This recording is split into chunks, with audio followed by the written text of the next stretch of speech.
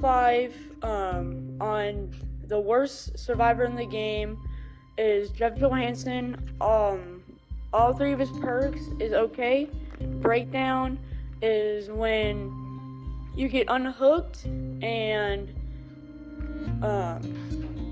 the hook breaks. I've never used this perk before, but it's probably good. So now we have Aftercare. It's when you see the aura of every survivor that rescues you from a hook or rescues you from a hook. You complete a healing action on them or completes an healing action on you, and then they also see your aura. This occurs for up to one survivor. So this all effects of Aftercare. And then his last perk, which is Distortion, which is probably his worst perk, is when you start the trial for 4 tokens, when your aura would be shown to the killer, Distortion activates and token is consumed. For the next 6 seconds, while Distortion is activated, you do not leave scratch marks. So coming in at number 4, we got Quinton Smith. I love his perks. The reason why he's so low is because these perks cannot go with other builds. But if it's just all these 3 perks, it's actually pretty good. So his first perk, which is Wake Up, it's more of an end-game perk, and it's one of the better end-game perks in the game. It's when you, for 128 seconds, within a 24-meter range, I believe, you can see the killer's aura and the survivor's aura, and when you open a gate, it is 20% faster. And visual, I don't know what that does, because I really don't use it a lot, but I can imagine it's pretty meh. It's probably his weakest perk out of all of his perks. But the only reason why I put him here is because his perks probably will not be a good build, or it can't go with a good build. And to me, that's kind of a big thing in this game, is for other perks to be good with other perks. And so that can make a really good build for all those perks together.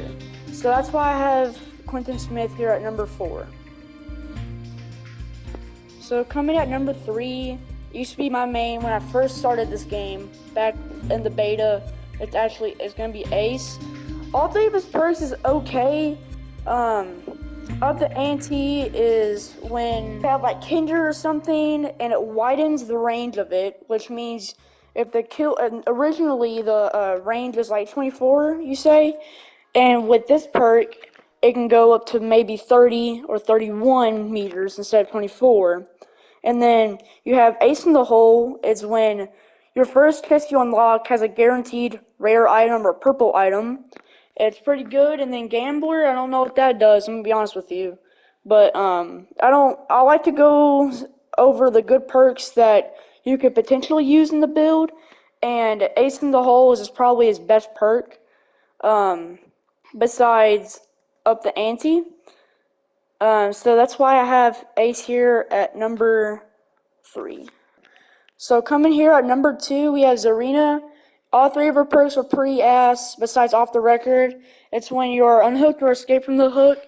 For a minute, you have R and Will. That's literally all it is. And if you have Jake, you have R and Will. It's pretty much the whole game. So, I mean, it's okay, I guess. Then you got Red Herring. After repairing a generator for at least 3 seconds, it will be highlighted to you with a yellow aura.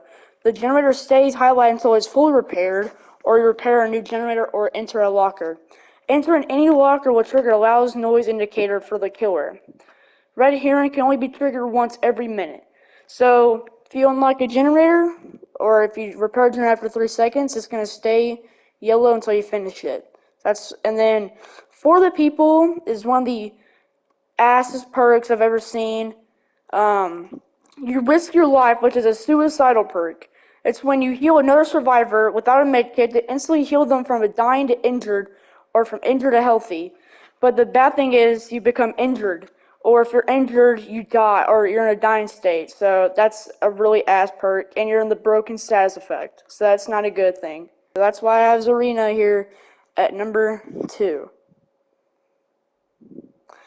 Coming in at the worst survivor in the game, and they had to do Ash dirty, is Ash vs. Evil Dead. Now, Flip Flop is his best perk, and I enjoy it. I love using it when I use Ash. But Buckle Up is an Ash perk. Metal Man, you have to save 3 people in order for it to activate. So I don't like that. But Flip Flop is where you're downed, and before you recover, then I think you're recovered for 60 seconds, and you're 60% progress. You have to unhook 3 people, and that's how it triggers, kind of.